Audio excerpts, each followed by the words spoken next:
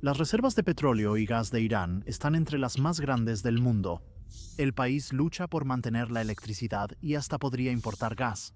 Irán enfrenta retos energéticos. Es la consecuencia de años de desviar fondos hacia juegos de poder en lugar de invertir en infraestructura crítica. Tara, de 16 años, y Saudega, de 18, adolescentes de Kabar, solo querían dormir unas horas. Pero la luz se fue de nuevo y la noche no ofreció piedad. El aire, igual de sofocante que durante el día. Sin ventilador ni luz y sin otro lugar, se metieron a un auto esperando que el aire acondicionado los ayudara a pasar la noche. Era su última opción, pero al amanecer nunca salieron. Ambos fallecieron por intoxicación de monóxido de carbono. El auto, al estar en un espacio cerrado, absorbió sus propios gases y llenó la cabina hasta envenenarlos. En realidad, no solo el monóxido de carbono los mató. Fueron años de corrupción, negligencia y un sistema de poder que se ha convertido en una trampa mortal para la gente común. Días antes, una explosión de gas causada por fluctuaciones de energía mató a varios niños. El gas se acumuló durante el apagón y en el momento en que regresó la electricidad, la chispa fue suficiente para hacer explotar el lugar. Casos como estos no son raros, siguen ocurriendo. Los pobres se asfixian en el calor sin electricidad, mientras que los ricos viven como si nada pasara. Ellos disfrutan de electricidad las 24 horas. El régimen islámico prefiere enviar electricidad a Afganistán y Pakistán por ganancias rápidas en vez de mantener las luces encendidas aquí, para sus propios ciudadanos que están sudando y sofocándose en la oscuridad. Por eso, ciudad tras ciudad, Shiraz, Hazarun, Isfahan, Teherán, Irak, Zahedan. La gente sale a las calles porque esto ya no es solo por apagones, es por el régimen. Los apagones ocurren en todos lados, sobre todo cuando el calor sobrecarga la red eléctrica. Los funcionarios iraníes dicen que este verano es inusualmente caluroso y el exceso de aires acondicionados sobrecarga el sistema. Si le preguntas a cualquier iraní que lleva 3 días sin luz, te dirán que esas son solo excusas. Total basura. El verano aquí siempre fue brutal. Y si esa excusa es realmente cierta, entonces pregúntales por qué los barrios ricos nunca se quedan sin electricidad. ¿Por qué provincias enteras se quedan sin luz durante horas y días? Las autoridades no responden, pero nosotros sí. La crisis energética de Irán no se trata del clima, se trata de un sistema podrido hasta la médula, construido sobre la corrupción, la mala administración, la desigualdad y décadas de absoluto abandono por parte de un régimen que no le importa si su propia gente vive o muere. Suena una locura, y lo es. Empecemos con el agua. En Irán, el agua y la electricidad son inseparables. Por siglos, Irán ha sido una tierra seca con pocos ríos y lluvias. Se pensaría que un país así cuidaría cada gota de agua como oro, planeando y administrando con sabiduría. Pero no fue así. Las últimas décadas han sido un desastre. Tras la revolución de 1979 y la guerra Irán-Irak en los 80, la IRGC se convirtió en el influyente negocio militar de Irán. CLIC necesitaba un nuevo propósito y, francamente, nuevas formas de ganar dinero. La infraestructura se convirtió en su patio de juegos. El régimen del Shah ya estaba obsesionado con las represas y grandes proyectos de prestigio. La Guardia Revolucionaria solo copió la misma fórmula, pero más potente. Querían represas en todos lados, tantas como pudieran, sin importar la lógica. Al público se le vendió como autosuficiencia, irrigación y orgullo nacional, conquistando la naturaleza para ayudar a los agricultores. En realidad, fue una mina de oro para empresas ligadas a la Guardia Revolucionaria y contratistas corruptos. Construyeron cientos de represas, haciendo de Irán uno de los países más felices por ello. El problema fue que la mayoría se construyó en sitios inútiles o peligrosos, sin un estudio ambiental adecuado. Toma la represa Godvan en el río Karun. Ingenieros advirtieron varias veces que el sitio estaba sobre un gran depósito de sal. No hace falta ser genio para ver que si construyes una represa ahí, el embalse filtraría sal y el río sería tóxico aguas abajo. El régimen ignoró las advertencias, construyó la obra y causó un gran lago salado que contaminó el Karun, destruyó cultivos y arruinó los medios de vida de cientos de miles que dependían del río. Intentaron cubrir los acantilados de sal con arcilla, pero fue un costoso fracaso. Se desperdiciaron miles de millones, se arruinaron vidas y el agua escasa quedó inutilizable. Ahora, multiplica ese tipo de estupidez en todo el país. Varios ríos fueron desviados, los humedales se drenaron y los acuíferos se agotaron sin pensar en el futuro. Para 2020, Irán enfrentaba una bancarrota hídrica según expertos. Más del 75% del país sufre sobreexplotación extrema de aguas subterráneas. Las ciudades se quedan sin agua potable, los agricultores ven colapsar sus pozos y las tormentas de polvo devoran tierras antes fértiles. Ya hablamos de la crisis del agua en Irán en otro video. Créeme, vale la pena verlo para entender la gravedad del problema. Pero, ¿por qué importa el agua aquí? Irán dependió mucho de la energía hidroeléctrica en vez de invertir en la solar, a pesar de tener abundante sol desértico. El régimen apostó aún más por las represas y el agua, lo único que Irán siempre ha carecido. Ahora esa apuesta le sale mal. Desde 2025 casi la mitad de los embalses de Irán tienen menos del 40% de capacidad, según funcionarios. Algunas de las presas más grandes apenas funcionan, y muchas de las más pequeñas están prácticamente muertas. Son más de 12.000 megavatios hidroeléctricos inutilizados por falta de agua para mover las turbinas. Y cada verano es más caluroso y seco que el anterior. El cambio climático le quita otra parte a la red eléctrica, dejando a Irán con cada vez menos electricidad de la que depender. Pero también empeora con las plantas de energía y la red eléctrica de Irán. Muchas de ellas tienen décadas, son ineficientes y fallan cada año porque el régimen invirtió en proyectos equivocados y priorizó el amiguismo sobre la experiencia. Tras la revolución de 1979, ampliaron el acceso a la electricidad, pero de forma muy deficiente. Solo construyen más plantas de petróleo y gas con dinero público, sin sistemas serios de mantenimiento, mejoras ni planeación a largo plazo. El mantenimiento no atrae. Políticamente no ganaba votos ni aplausos, así que fue ignorado. Para 2010 gran parte de la flota eléctrica de Irán ya se desmoronaba, operando al 50% de su capacidad o cerrada meses por falta de refacciones. Se calcula que entre el 10 y 15% de la electricidad generada en Irán no llegaba a hogares o negocios. Se perdía por problemas técnicos como transformadores viejos, líneas de transmisión con fugas, equipo descompuesto y además de eso, simple robo. Mientras tanto, la demanda seguía aumentando. En promedio, el consumo de electricidad crecía alrededor de un 4% cada año a medida que aumentaba la población, se expandía la mancha urbana y las industrias, incluyendo muchas turbias y que consumen mucha energía, se multiplicaban. Expertos decían que Irán debía sumar 5 gigavatios de capacidad nueva cada año para mantenerse al día. La mayoría de los años, el régimen quedó corto. Algunos solo sumaron 1 gigavatio y otros casi nada. La brecha entre lo que la gente necesitaba y lo que la red podía suministrar se hacía cada vez más grande. En verano de 2024, la demanda máxima fue de 70 gigavatios, pero la red solo entregaba 56 gigavatios. Eso es un déficit de 14 gigavatios, aproximadamente una escasez del 20%, y si eso suena mal, el invierno fue peor. En una ola de frío a inicios de 2024, Irán no pudo abastecer de gas natural suficiente para calefacción y electricidad a la vez. Así que 30 de las 31 provincias se quedaron sin electricidad en pleno invierno. Para mantener las luces encendidas, hubo que quemar planes. Mazut, el combustible pesado más sucio que existe. Si no conoces el mazut, es el lodo que queda en el fondo del barril. Generalmente está prohibido en la mayoría de las ciudades por su humo denso y tóxico. Pero Irán lo estaba quemando a gran escala. Y pronto, Teherán, Isfahán y otras ciudades quedaron cubiertas por una nube negra de smog. Imagina estar sentado en el frío sin electricidad, mientras la poca energía disponible contamina el aire. La situación se volvió grave. Experiencias así debieron alertar al régimen de que el sistema colapsaba por sí solo. Pero en el verano de 2025 aún estaban desprevenidos. Las primeras olas de calor en mayo hicieron que la demanda aumentara un 19% en comparación con el año anterior. E Irán enfrentaba un déficit proyectado de 30.000 megavatios, casi la mitad de lo que la red necesitaba en el pico. ¿La mitad? En vez de solucionar lo básico, como renovar plantas, invertir en renovables o arreglar la transmisión. El régimen gastó miles de millones financiando guerras por poder en Siria, Irak, Líbano y Yemen, derramando recursos en su programa de enriquecimiento nuclear.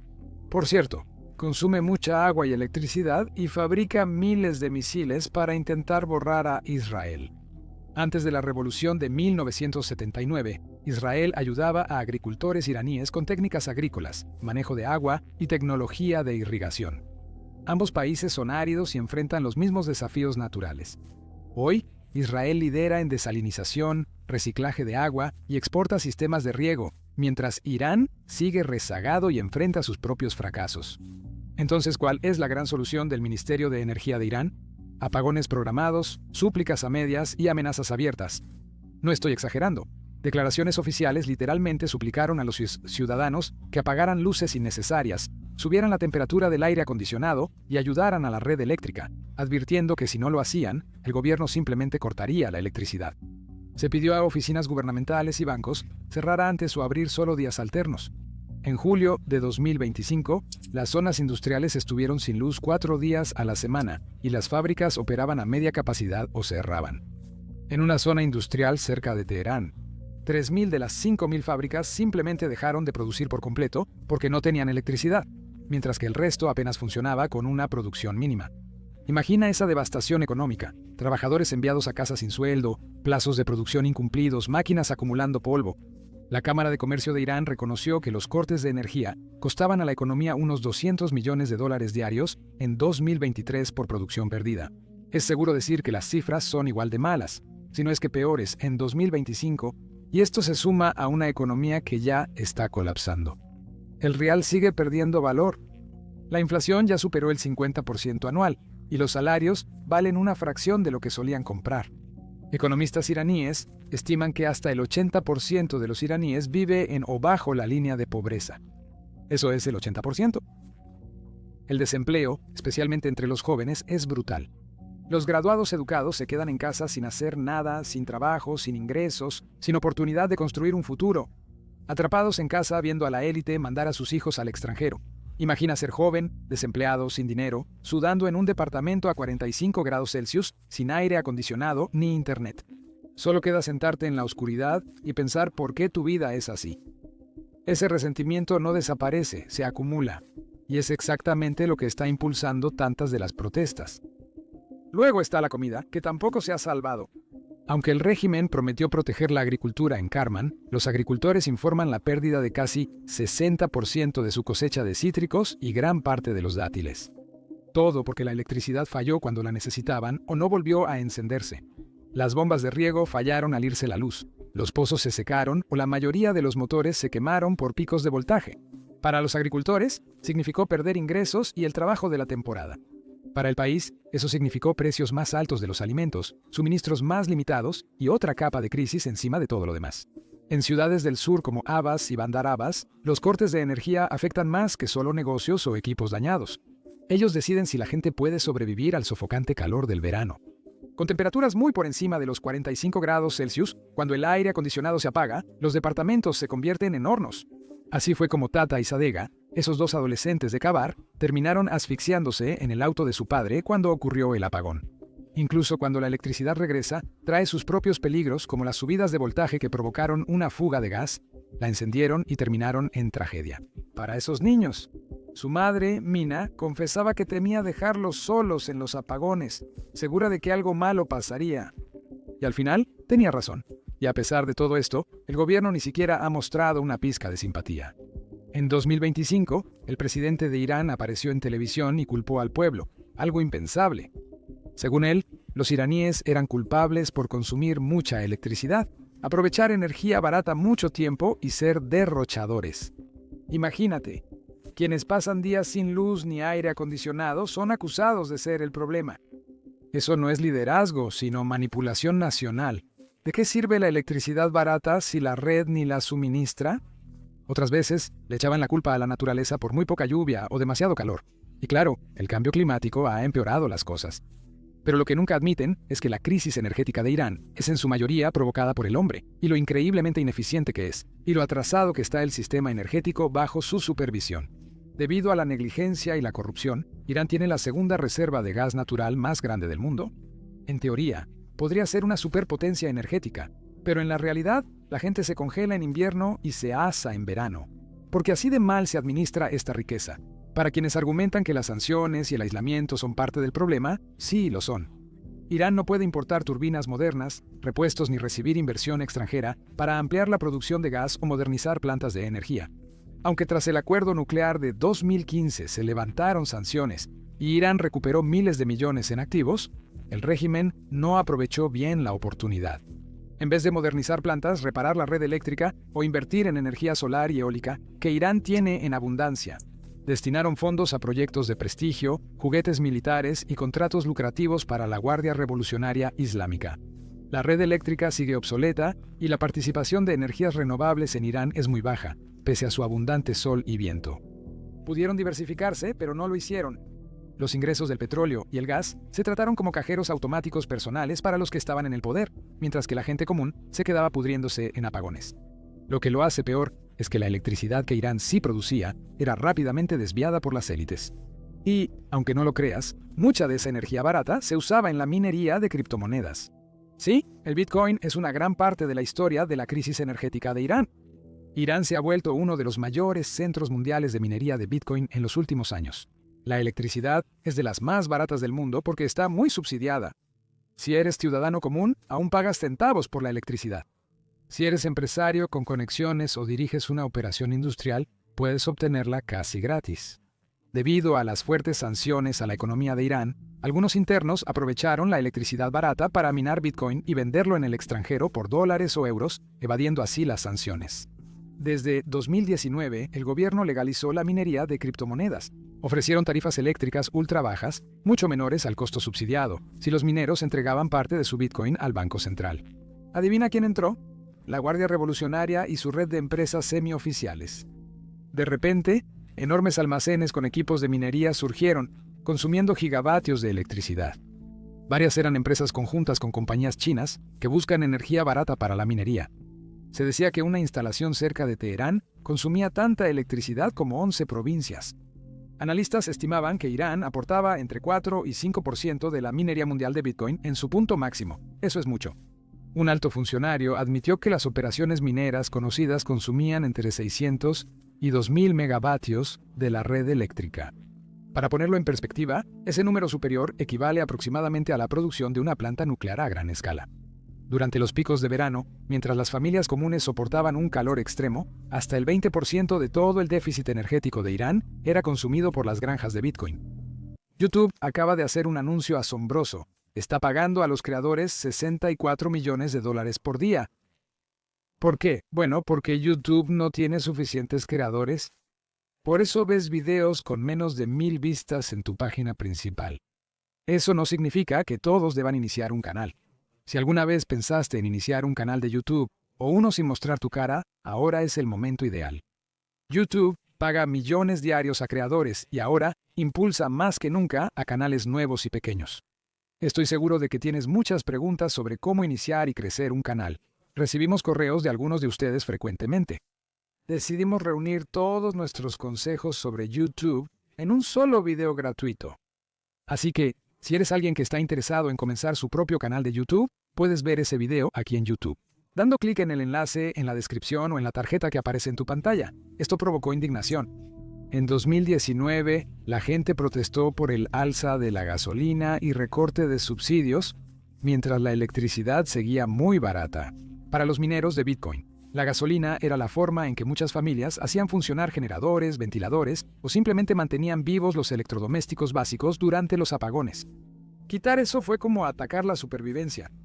Las protestas se propagaron por el país y el régimen respondió con brutalidad, matando a unas 1,500 personas en pocos días. 2 años después, la crisis del agua también se ha salido de control, dejando al país en un estado de miseria aún más profundo.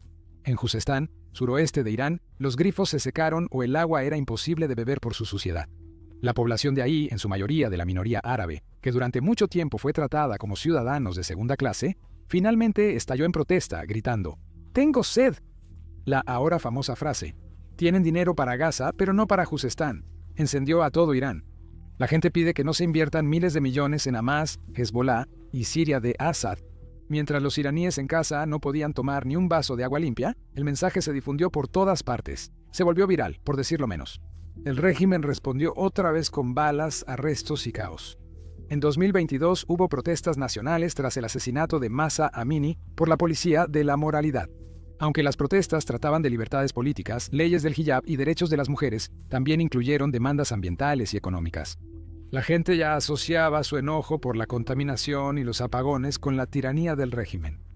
En 2023, el gobierno enfrentó gran presión para simular que actuaba. Realizaron redadas en supuestas granjas mineras ilegales y confiscaron unas 90.000 máquinas. Al fallar esas máquinas, los registros oficiales indicaron una caída instantánea de 2.400 megavatios en la demanda energética, suficiente para millones de hogares. Los funcionarios presumieron la represión, mostrando cifras y culpando a mineros ilegales de robo de electricidad, volviendo el tema político. Y sí, esos mineros drenaban la red eléctrica. Semanas después, muchas de esas máquinas confiscadas funcionaban de nuevo en silencio. Y la verdad era obvia. Los mayores culpables nunca fueron los pequeños operadores que tenían unas cuantas máquinas en sótanos, era el propio Estado. La Guardia Revolucionaria Islámica y sus afiliados operaban algunas de las granjas de minería más grandes del país.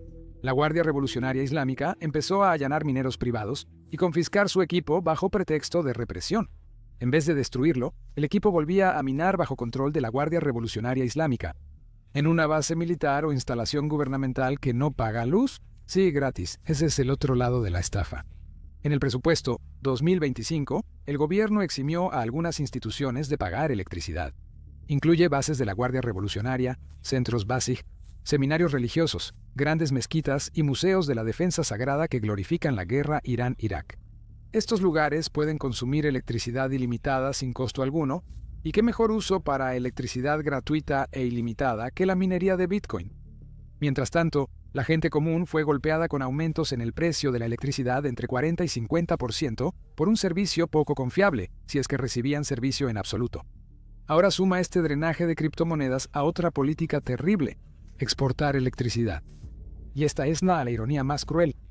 Irán ha estado vendiendo electricidad a sus vecinos porque eso le daba al régimen influencia y divisas fuertes. Durante años, Irak en particular fue adicto a la electricidad y al gas natural iraníes, y a Irán le encantaba esa dependencia. Aunque la red eléctrica de Irán fallaba y la gente se quedaba sin luz, Teherán seguía exportando porque Irak pagaba en dólares o dinares. A inicios de 2023 informes indicaron que las exportaciones de electricidad iraní crecieron 90% respecto al año previo. Ese año, la Guardia Revolucionaria Islámica incautó cientos de miles de equipos de minería para ahorrar energía. La electricidad no se destinó a los ciudadanos, sino que se vendió al extranjero para lucrar. En verano de 2025, por presión de Estados Unidos, Irak redujo pagos a Irán por el riesgo de sanciones. Eso obligó a Teherán a recortar exportaciones a Irak. En vez de priorizar a su gente, Irán desvió lo restante a Herat en Afganistán, Pakistán o proyectos de minería de criptomonedas. A veces, Irán incluso importa electricidad de Turkmenistán o Armenia, pero en general Irán seguía siendo un exportador neto. En invierno, presumen de esto como prueba de fortaleza.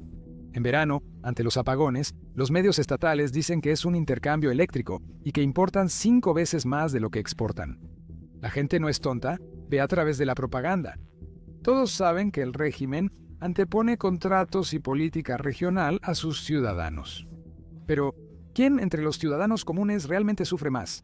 Esta parte es un poco complicada. Tomemos Teherán, la capital. La ciudad se divide en dos: el norte acomodado con barrios arbolados de funcionarios y empresarios, y el sur más pobre, donde la clase trabajadora lucha por salir adelante. Y probablemente puedas adivinar qué lado lleva la peor parte. En julio de 2025, los distritos ricos del norte de Teherán tuvieron solo el 1% de cortes, mientras que los del sur sufrieron más del 32%. El desequilibrio fue tan evidente que un parlamentario de Teherán confrontó públicamente al ministro de Energía con lenguaje poco cortés. Lo acusaban de proteger a los ricos y dejar a los pobres en la oscuridad.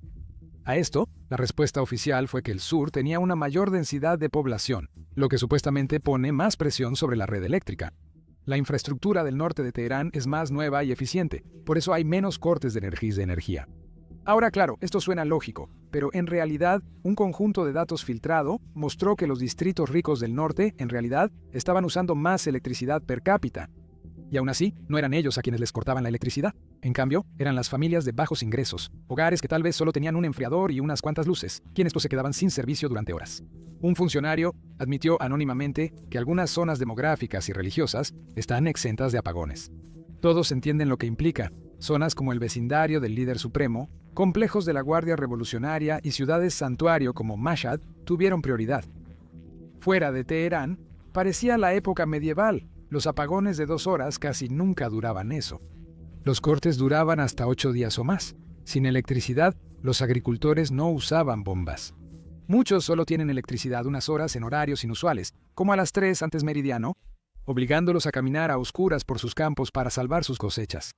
Las tiendas cierran al mediodía, los hospitales sufren fallas de generadores y los niños estudian a la luz de velas con 45 grados de calor. En Juzestán, o en la costa de Hormuzgan, donde las temperaturas de verano regularmente superan los 45 a 50 grados Celsius, es decir, de 113 a 122 grados Fahrenheit, las consecuencias son aún más graves. El aire acondicionado no es un lujo, es literalmente un soporte vital.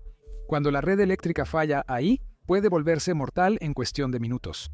A esos niveles, el cuerpo no puede liberar bien el calor con el sudor.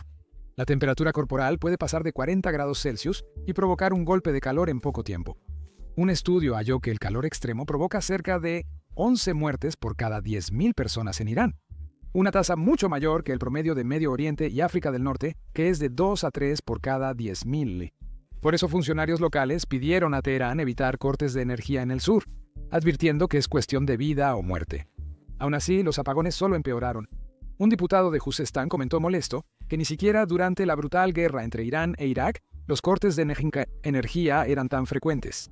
Uno de una de las provincias más calurosas de Irán se molestó y dijo que cortar la electricidad con 50 grados no tenía justificación lógica. Si tus propios parlamentarios te acusan de mala gestión, es claro que el sistema se resquebraja internamente. En 2025, la crisis eléctrica une de nuevo a la gente contra el régimen llamado la luz. Un gobierno obsesionado con metáforas divinas, pero incapaz de mantener las luces encendidas. Tras años de excusas, la gente ya no lo cree, lo que ha puesto al régimen en una situación difícil. Cada vez más iraníes creen que la única solución es un cambio político en la cima. Incluso figuras de la oposición como Mariam Rajavi han intervenido. Rajavi es presidenta electa del Consejo Nacional de Resistencia de Irán, uno de los grupos opositores en el exilio más organizados. Ella ha sido durante mucho tiempo una crítica feroz del régimen y recientemente declaró que mientras este régimen saqueador siga en el poder, ni el agua, ni la electricidad, ni otras necesidades básicas estarán jamás aseguradas.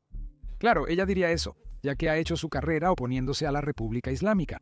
Pero lo que es diferente esta vez es que su mensaje ya no suena como retórica del extranjero. Ese sentimiento es cada vez más compartido por iraníes dentro del país que han llegado a un punto de quiebre. Porque, al final, si un gobierno no puede proveer a sus ciudadanos de las necesidades más básicas, entonces, ¿de qué sirve ese gobierno? El último recurso del ayatolá siempre es culpar a los extranjeros. Cuando está acorralado, los medios estatales y leales culpan rápidamente a la CIA, a los sionistas o a alguna conspiración occidental. Dicen que los apagones son sabotaje extranjero y las protestas obra de espías occidentales. Han usado este argumento por décadas. Pero vamos, ¿de verdad esperan que la gente crea que la CIA les dijo que construyeran una represa sobre un lecho de sal? ¿El Mossad obligó a la Guardia Revolucionaria a minar Bitcoin usando electricidad robada? Los iraníes ya no se lo creen. El patrón es demasiado obvio. La avaricia es local. Dada la situación, muchos iraníes bromean que el gobierno pronto llamará sedición a la electricidad. Tener un generador en casa podría parecer un acto de contrarrevolución. Sugiere que no confías en que el Estado mantenga la electricidad. Lo triste es que, por la paranoia del régimen, esto ya no suena tan descabellado. Todas las crisis mencionadas, como energía, agua, economía, desempleo y escasez de alimentos, están conectadas. El régimen no puede resolver todo a la vez y si una falla, las demás también. Los cortes de energía no se pueden separar de la crisis del agua, y eso no se puede separar de décadas de corrupción y mala administración. Esa corrupción, junto con sanciones y política exterior imprudente, hunde más la economía. Y al final todo apunta a lo mismo: más ira en las calles. El líder supremo de Irán y la alta cúpula no consideran estas protestas simples quejas de ciudadanos enojados. Las consideran una amenaza para la seguridad y aún tienen mucho poder de respuesta. La Guardia Revolucionaria, las milicias Basij y la policía están en las mismas calles que los manifestantes. En ciudades como Shiraz, ya han lanzado gases lacrimógenos y han usado bastones contra las multitudes. Ya vimos antes que este régimen usará violencia masiva si se siente amenazado. Noviembre de 2019 lo dejó muy claro. Así que la verdadera pregunta es, ¿estas protestas eventualmente se apagarán por miedo y agotamiento o seguirán creciendo? Eso es difícil de predecir, pero algo es seguro. Aunque las autoridades ganen tiempo con represión o el clima de septiembre baje la demanda, la ira seguirá y probablemente explotará otra vez, quizá con más fuerza. Como dije, Irán no puede solucionar los problemas principales, ni en unas semanas, ni en unos meses, y ciertamente no con este grupo a cargo. No pueden llenar represas ni hacer llover, tampoco construir nuevas plantas de energía. Eso requiere años, inversión extranjera y piezas importadas inaccesibles por sanciones. Podrían cerrar granjas de criptomonedas, reducir exportaciones o ralentizar programas de misiles y enriquecimiento nuclear para liberar recursos. Pero hacer eso afectaría sus propios bolsillos y objetivos estratégicos, así que, en su lugar, se demoran. Podrían hacer esfuerzos reales de conservación, pero la gente ya conserva a la fuerza. Los apagones son conservación forzada. E incluso así, los hogares apenas usan lo poco que reciben solo para sobrevivir al calor. Aumentar los precios o recortar más los subsidios solo arriesgaría provocar una reacción aún mayor. El gobierno iraní está atrapado en una situación que ellos mismos causaron, un claro ejemplo de negligencia autoritaria. Si la gente permanecía callada o era reprimida, el régimen priorizaba sus objetivos ideológicos y el enriquecimiento de la élite sobre los servicios públicos. Creyeron que la represión bastaría para eliminar el descontento, pero no puedes oprimir la naturaleza. Cuando el agua se termina, se termina. Sin agua no hay vida ni civilización. El régimen ahora enfrenta las consecuencias de sus actos. Un sistema tan podrido que incluso su infraestructura más básica está colapsando, alimentando la misma caída que algún día podría derrocarlo. Y cuando cae la noche en Irán, incontables hogares volverán a quedarse a oscuras. Sin embargo, en esa oscuridad hay un destello de determinación en los ojos de la gente. Determinación de no permitir que esto se convierta en la nueva normalidad. Toda crisis trae semillas de cambio, y la crisis energética de Irán impulsa algo mayor.